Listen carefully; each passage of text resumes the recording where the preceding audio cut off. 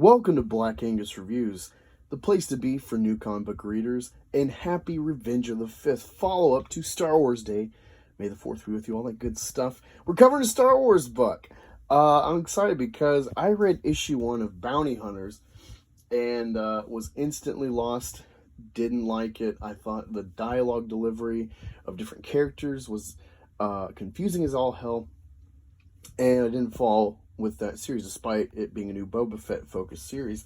So I can't tell you how that is, but this is a new series event arc throughout the Star Wars Marvel universe.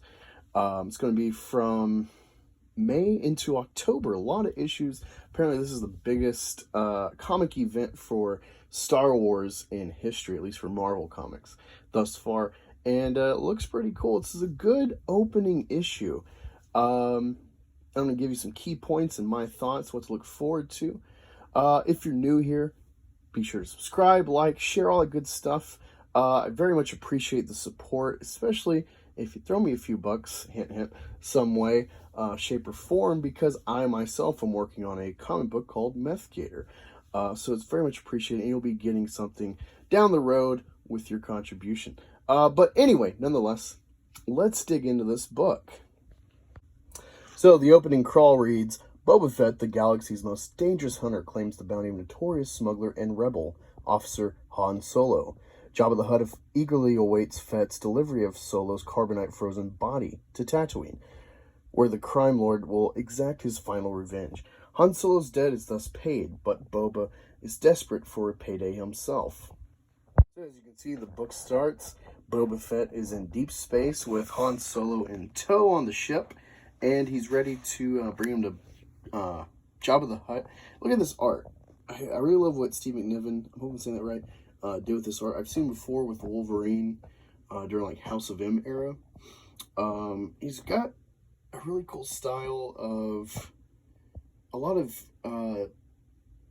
detail, a lot of realism, but he's got his own kind of gritty 90s pull with like the way he does the edges, and there's a lot of little nicks, if you will, details to like the line art and stuff that gives you a lot of definition, and it really works for bounty hunters. Star Wars, the steampunk western gritty feel, especially with Boba Fett. So I really like what he did here.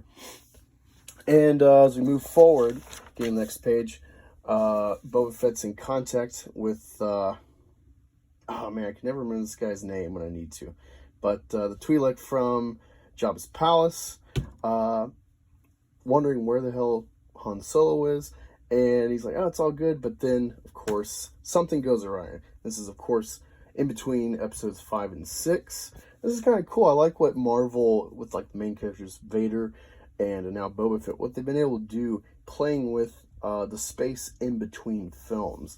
I think Star Wars, Marvel, and just Lucasfilm in general is very over-reliant with this system of playing in between established films, especially when they're pretty well paced as a trilogy compared to the big space between episode 3 and 4, which is a lot of playroom or barely any definition, to the space in between episodes 6 and 7. I wish they would do more with that. I think they're still in a growing pain at the top, wondering, do we appeal to the fan base that got us over $4 billion for a trilogy but was dwindling with the payout, or do we stick to the real fans because that's acknowledging some kind of defeat? I think that's the real struggle with that issue, but nonetheless, I like how they've done, especially with Boba Fett.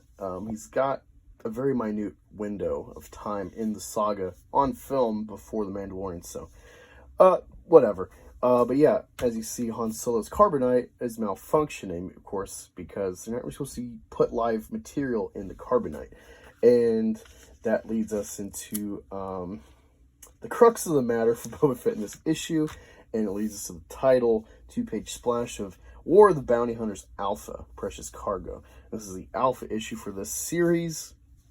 I'm not sure if I've ever seen it before, but of course, you see it's written by Charles Soule, who's done great work on Darth Vader. I think he's working in some capacity with the High Republic Initiative.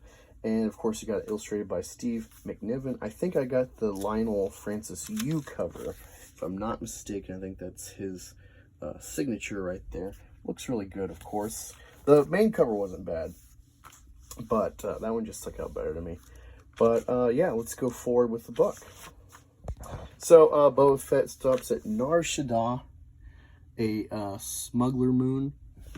I don't recall if I've seen this in film or in something like Clone Wars or Rebels, so I'm kind of lost, but it sounds very familiar, and it leads into something I think is going to tie into the sequel trilogy, more obscure stuff. Essentially, he meets like a Dexter Jettster kind of creature, the forearm alien from the cantina, that kind of alien. Not the cantina, the coffee shop on Coruscant, Obi-Wan. I like seeing prequel stuff, so it made me happy. But yeah, he's a guy Boba trusts to fix this, and essentially Boba Fett can't get a deal without doing something in return. He doesn't have cash on hand, and the guy won't work on credit to get that.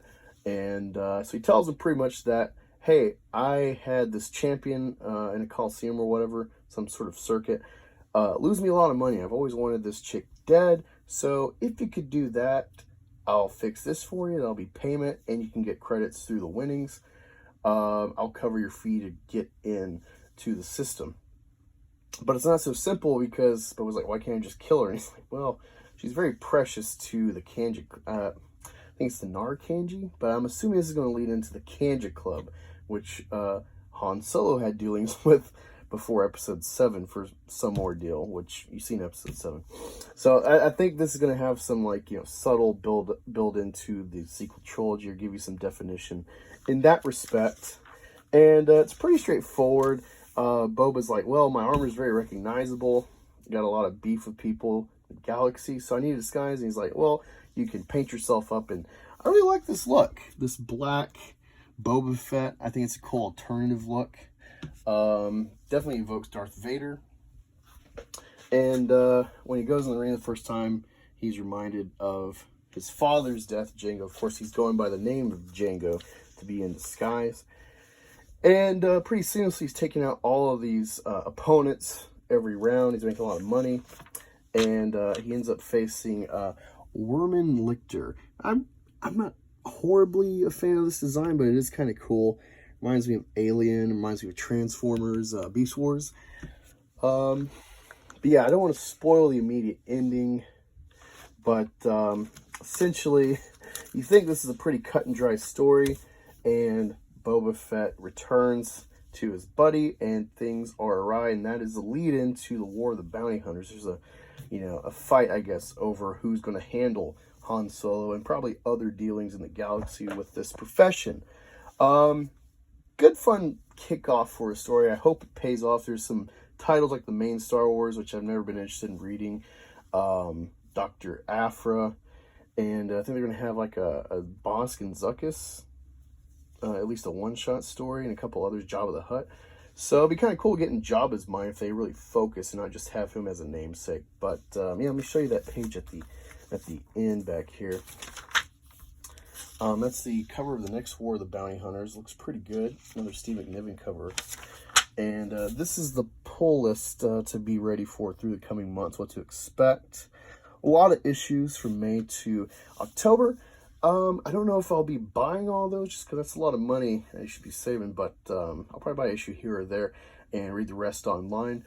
If the series keeps doing well, like this first issue as a start, I'll keep reviewing them, and of course, your feedback will also come into consideration. But again, thank you for joining. Did you read this comic? Any spoilers? Let's talk in the pinned comment in the comments. And what are you looking forward to in the series? What characters do you want to cross paths in this series? Let me just say Ahsoka. It's so easy right now for everyone to just say Ahsoka for any series. Put some thought into it, you know. But yeah, Star Wars is overall getting fun again. And look forward to a couple days of Bad Batch review once episode 2 drops. Thank you for joining, and I'll talk to y'all later.